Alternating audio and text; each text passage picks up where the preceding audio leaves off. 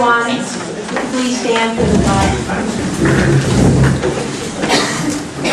I pledge allegiance to the flag of the United States of America and to the republic for which it stands, one nation, under God, indivisible, with liberty and justice for all.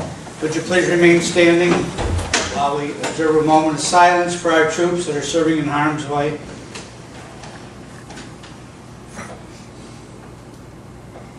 Thank you.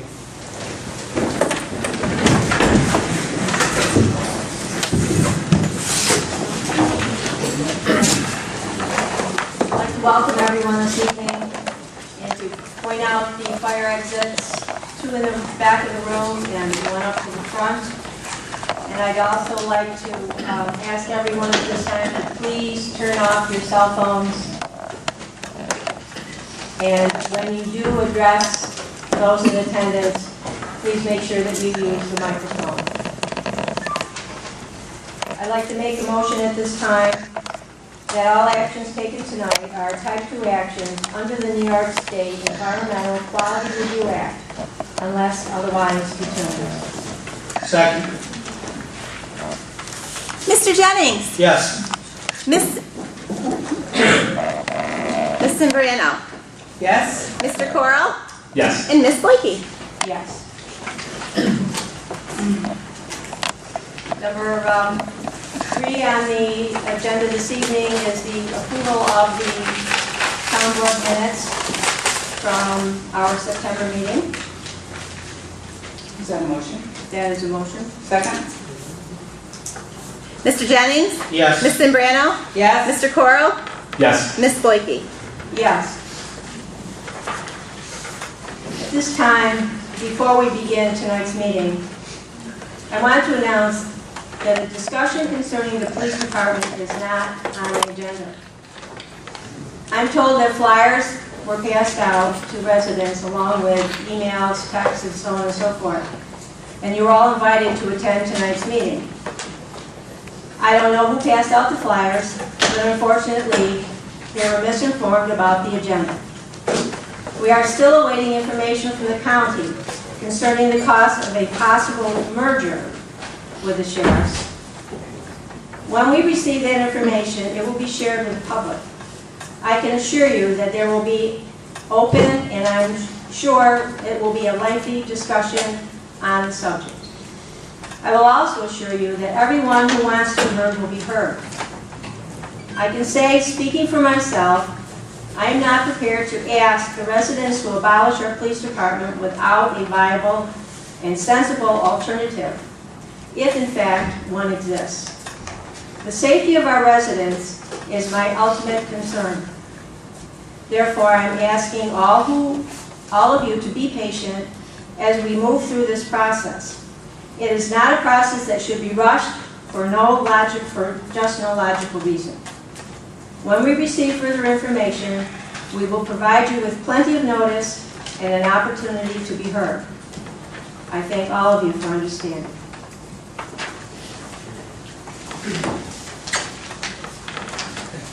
Can we comment from Judy? Certainly.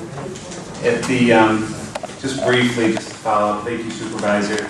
As liaison to the police department and also the committee, which spent, many people here haven't been frequent attenders of board meetings or whatnot, but the committee that was formed in the spring of this year had a several-month period and an opportunity to review various facts and figures, and they provided a report to the town board on August 25th in anticipation of some type of action this board would take relative to the police department, referendums, and what would perhaps happen to the police department.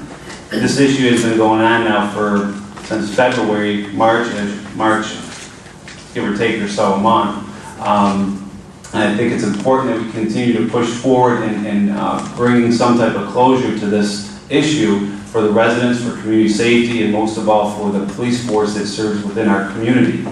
I think it's of utmost importance that we take this matter very seriously and we push forward. And also, I'd like to point out, and I pointed out at the last meeting, that we did in fact receive numbers from the county during the process that this committee worked over the summer months. And those numbers are included in Chief Snell's report, which was also submitted on August 25th. So we have been provided numbers from the county sheriff. We have been provided what it would cost if we were in contract with the county sheriff next year and the year after and the year after. And I believe I pointed out at the last meeting, based on projections over the course of the next couple of years, it would not be a cost-effective measure to merge with the sheriff's department. With that being said, I think it's of utmost importance that this board makes a decision whether or not they're going to entertain it. We've been provided information from the county, and the community needs some resolution, the chief needs resolution, and our police officers need some type of resolution. And I don't know what other information that we need, because I don't know. We've been given everything that I'm aware of. Jim, I'd like to comment on that. All of the information that we have received has gone to the committee. It has been not in the form of any documentation from our county executive's office. I cannot proceed forward without that being addressed by our county executive, regardless of the undersheriff, the sheriff, and even our police chief, Mr. Snell. I cannot go forward without it. This documentation is necessary in order for us to have all of the viable information of the cost, regardless whether it's more or less. I cannot go forward. Right, that's a good point, and all I'm saying is the county sheriff has provided those figures. I don't know, Chief, are you aware of any other numbers? Well, I'm aware right now, I'm sorry.